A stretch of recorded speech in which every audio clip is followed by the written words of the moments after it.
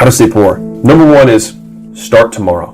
Number 2, read books, do nothing. So just keep reading, keep consuming, take no action. It's the best way to just stay poor. Next one, take advice from poor people on how to get rich. Best people to talk to, right? And all your friends are poor, you should totally listen to them on how to get rich because they've never achieved it, so you should listen to them. It's a great way to stay poor. They have no idea, right?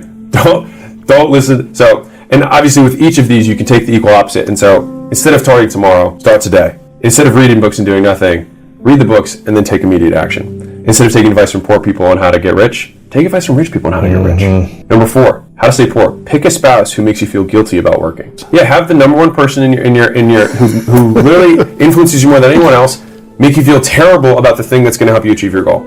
That's what you should do. Of course, you want to find somebody who supports your goal, who's either in it with you or they're cheering you on from the sideline. And the real thing is that most people don't even have a cheerleader. Most people have somebody who's at home, doesn't even have the channel turned to the game that they're playing on, and is just calling their cell phone the whole time while they're on the game and the game's on the line. They're trying to make this winning pass and trying to get them to get out of the game when the game's on the line. That's what most people have. Right. And so, like, people think they have a cheerleader when, like, most people just benefit from not even having a liability, just a neutral. Number 5, think the world is fair. Most people will sit there and complain for years about how the world isn't fair rather than accepting the fact the world isn't fair and then making money as a result of that. Right? They just sit there. Fail once, quit forever. So you finally get the mojo to actually start, fail once, and then just quit. Just do that, because that'll help you stay poor. Because the worst thing you could do is try again. Because if you try it again, you might get rich. How to stay poor. Expect the government to save you. How to stay poor. Value the opinion of others over your own.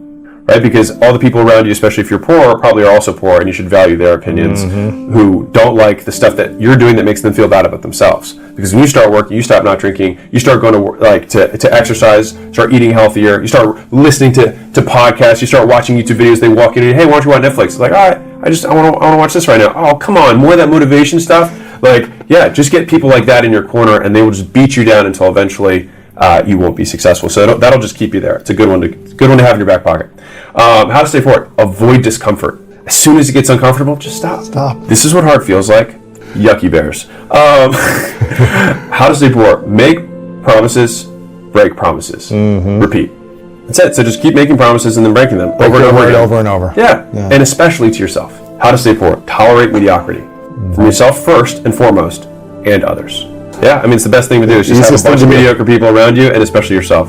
How to stay poor. Blame your circumstances. Put all the power that would normally be in you and give it to something that you have no control over. It's a winner. It's a great combo. This is a good one. How to stay poor. Wait for perfect conditions.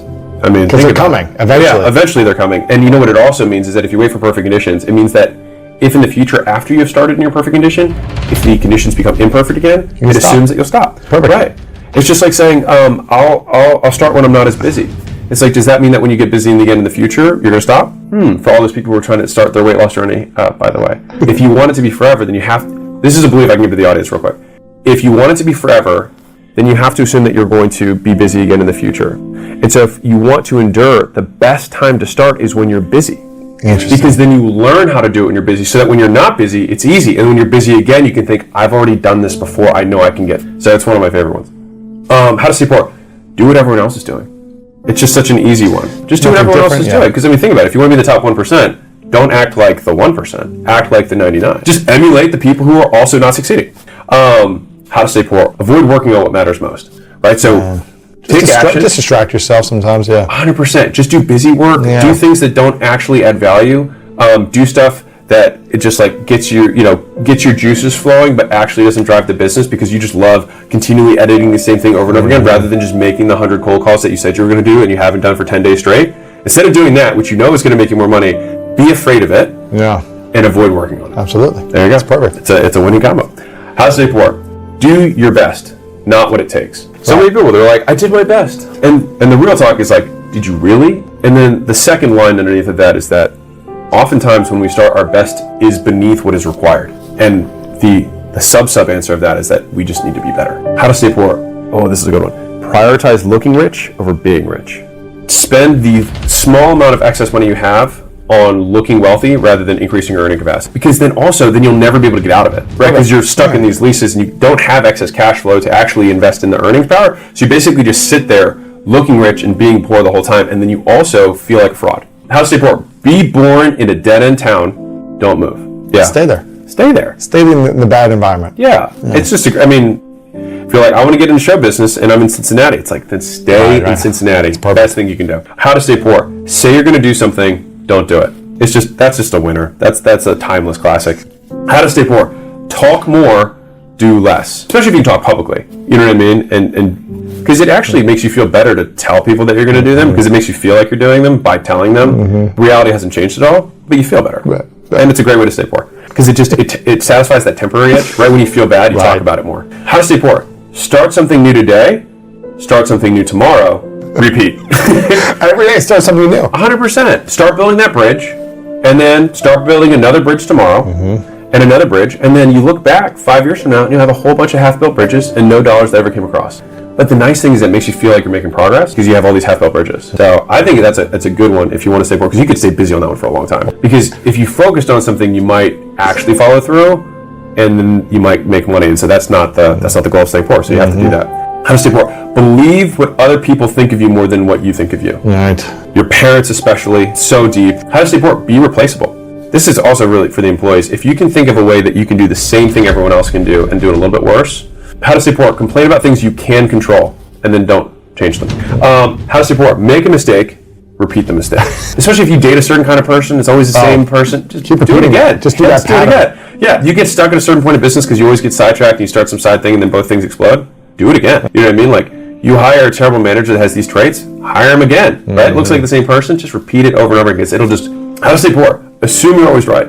And if somebody has advice who's further along than you, don't listen. Yeah, because you're always right. And what would they know? They've never lived your life. They've never gone through what you're about to go through. The fastest way to make more money is to gain access or buy access to communities of people who are making more money. Because there are so many intangibles that come from those communities, masterminds, Facebook groups, whatever you can get access to, that you'll learn so many perspectives that you have that are wrong. Like, it's too hard to quantify one because there's thousands of micro beliefs. Yes. And so it's spend less than you make, take the money that you're now saving and invest it in your earning capacity, and then get around those people who you want to emulate, who are all on the same path as you. Because one of the best ways to become an amazing swimmer is to join a champion swim team. Because you get all, like Angela Duckworth looked at this inside of Grit, that book, her book. It's like one of the best ways is that you just adopt all of the culture, the beliefs of the group of people who are further ahead.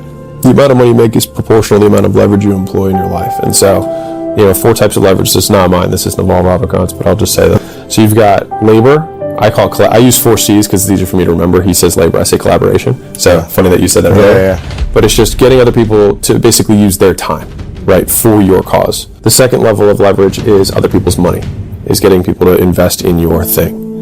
And then the next two are, so these two are permissionless. The first one's like you need to get someone's permission to work for you. You need to get someone's permission to give you their money. The other two are permissionless, so you can do them on your own. One is media, which is what you have here, because the cost of making one video and having one person see it versus a million people see it is the same cost, right? And then the other is code, right? So I say content and code. So those are my 4 C's. So collaboration, capital, content, code. And and those are not binaries. It's not, am I using other people? Am I not using other people? It's to what extent am I using other people? Do I use other people's money? Yes or no? No. It's how much of other people's money am I using? And so each of these are continuums, not binaries. So like somebody could just use other people's money and be a billionaire because of the extent they use it. But those are the types of leverage that exist. And so as my income went up, it was by proportion to the amount of leverage I was employing. When I built the biggest companies that I've had and now recently sold, and now we have our portfolio, it was about how do we make the most money? And I know that sounds completely backwards, but the only way that you can make the most money is to provide an exceptional valued service and charge a ton of money for it. And because I optimized around making money, I started going for low capital expense businesses because I had lost everything after that 5-year stint. And so I was like, never again am I going to reinvest every dollar from the business back into the business because I've lost it before. So when I started the next business and every business I've had thereafter, like we take dividends every month. People always talk about like reinvesting in their business, but I realized that just meant that they weren't making profit. And so the vast majority of businesses, even the software world is somewhat shifting in this, but they want to see profit. And then even better is if you have net free cash flow, which is just a fancy word for the amount of money that you can take out every month after making necessary investments in the business. And so I wanted to have businesses that pumped cash flow because I had lost it all before. And so I think there's a lot of, like, every one of my business seasons, I would say I've had 3 business seasons. I had my gym ownership period, I had my turnaround and early gym launch day period, and then I had Prestige Labs, the licensing business in Allen. That was like my last season. Where you exited all of them. Yeah, and then I'd say, like, now we're in our 3rd season, I guess. So brick and mortar gyms, licensing, supplements, and software. And then, 3rd season is what we have now. And each of those has a huge magnitude of leverage that was added to it. And so, this, like, gym launch was started on accident, in that I was like, this might be a way that I could make money.